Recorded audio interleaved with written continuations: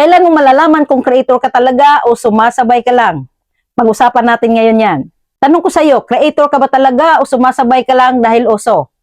Maraming gumagawa ng content ngayon, pero hindi lahat ng gumagawa ng content ay creator. At hindi ito insulto, real talk lang.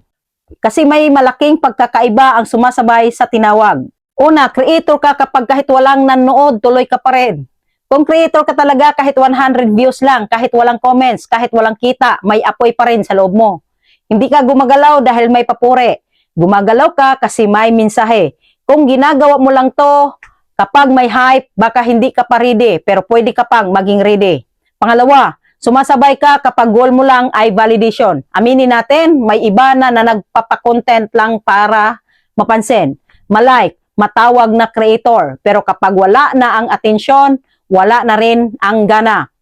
Creator ka talaga kapag ang tanong mo ay paano ako makakatulong, hindi lang paano ako sisikat. Pangatlo, creator ka kapag handa kang matuto at magbago. Hindi ka defensive, hindi ka galit kapag may criticism, hindi ka sumusuko kapag hindi agad gumana. Alam mo sa sarili mo, hindi pa ito ang best ko, pero darating din ako doon.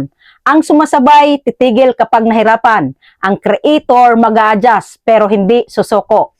Pang-apat, creator ka kapag inuuna mo ang impact kaysa views. May content na mababa ang views, pero may isang taong nagsabi, salamat, kailangan ko to. Kung creator ka talaga, panalo ka na doon. Hindi lahat ng content mo viral, pero may content kang life-changing. At yan ang hindi kayang bilhin ng algorithm. Panglima, creator ka kapag hindi mo kinukumpara ang simula mo sa gitna ng iba. Kung lagi mong tinitingnan ng iba at naiinggit ka, natural lang yan. Pero kung ginagamit mo ang success nila bilang inspirasyon at hindi dahilan para tumigil, creator mindset yan. Hindi ka late, hindi ka kulilat, may sarili kang timeline. Kaya tanong ko ulit sa'yo, hindi creator ba ako, kundi handa ba akong maging creator kahit walang palakpak? Kasi kung oo ang sagot mo, hindi ka lang creator. Isa ka sa mga hindi basta-bastang sumusuko.